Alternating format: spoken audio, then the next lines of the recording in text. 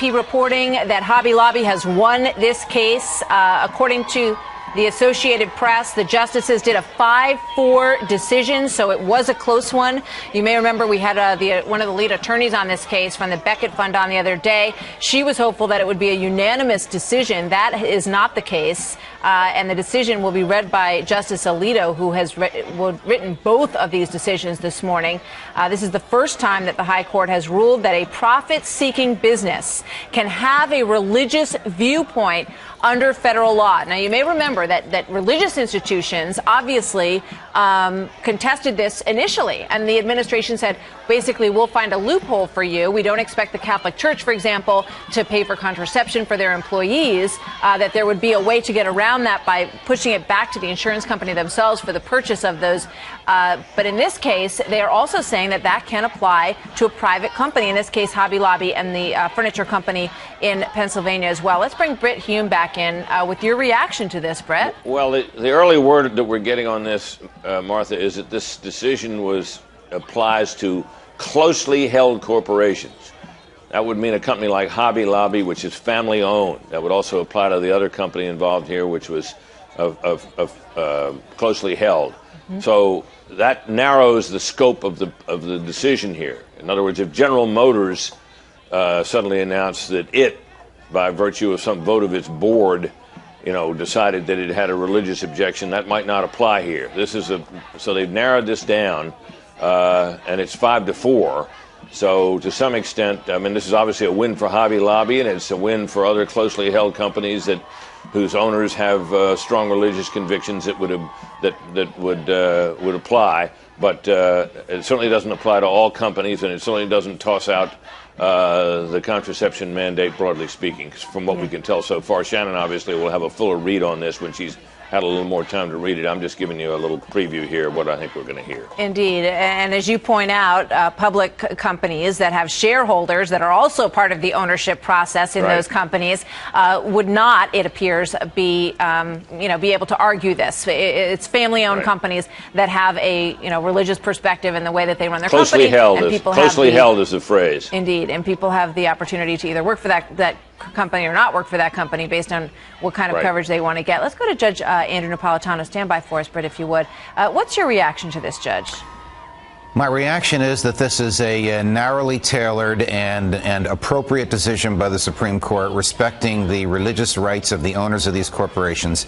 As Britt so nicely just pointed out, this is not General Motors. This is a closely held corporation, not necessarily a family, but typically a family. And many closely held corporations are owned by one person, who in the old days would be called a proprietor.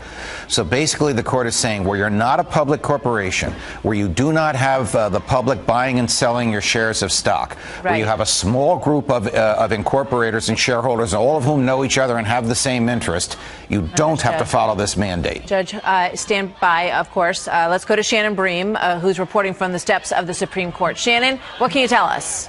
Well, I can tell you it's a 5-4 opinion. It's a win for Hobby Lobby. And as you all have discussed, it does specifically say in the holding that the contraceptive mandate as applied to closely held corporations. That is a distinction here because both of the companies, and there is another one with Hobby Lobby in this case, are family-owned, closely held corporations. So this ruling is for them.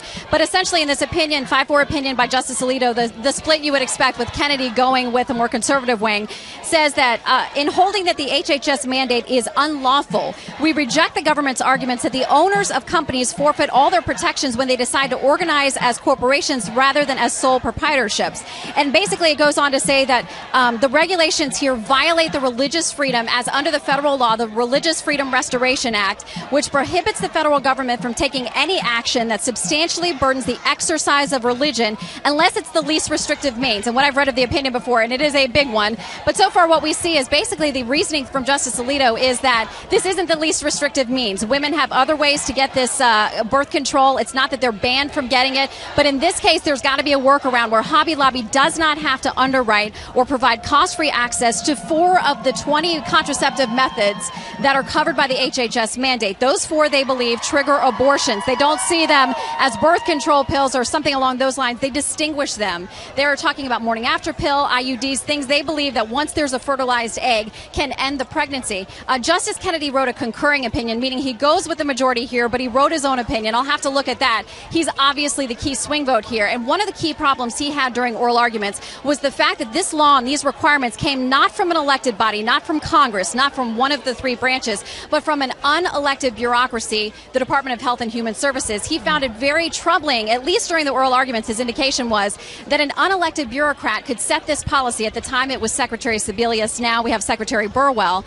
But basically, it was someone that was not elected or part of the three branches as outlined in the Constitution was handing out something so sweeping. And so you can hear the protesters here, a lot of cheers, some happy faces, some sad faces, depending on where you were on this issue. But basically what it boils down to, for these closely held corporations, the government cannot force them to comply with this mandate. If it does so, it would violate the law that gives them religious freedom protection. It doesn't look like the court actually went the next step to consider the First Amendment analysis, instead finding that under that Religious Freedom Restoration Act, the owners of these companies are protected. The dissent, also very lengthy, authored by Justice Ginsburg, and she starts out with a discussion of women having equal opportunity in the workplace. And I'm guessing, just reading the opening to her dissent, that she's going to see this very much as a gender equality issue. The four justices who normally side together on that side of the bench are together on the dissent today. Guys. Very, very interesting. Shannon, thank you very much. I want to go to Judge Napolitano and get your thoughts. First of all, Judge, on Anthony Kennedy's understanding of the HHS mandate of this law, and the fact that I think it's an interesting point that he makes, that they are not an elected entity and they should not have the right to impose this upon these closely held corporations. Again, I haven't seen Justice Kennedy's what we call concurring opinion, where he agrees with the result of the majority but has some additional reasons he wants to put in there. But I understand from one of the blogs that of people who have seen the opinion and are kind enough to send it to us, is that Justice Kennedy said, look, if the government, if the Department of HHS was so anxious to have these contraceptive services paid for, why don't they pay for it themselves? He also says there's nothing in the majority opinion which would prevent the government from paying for it. This is not a case, according to Justice Kennedy's concurrence, about the constitutionality of contraception. This is a case about individual conscience. So if the government wants women who are employed by closely held, family-owned, small group of shareholders, corporations, ones that are not publicly traded, and those people don't want to provide it, the government can provide it itself. That's the essence of the Kennedy argument, as I understand it.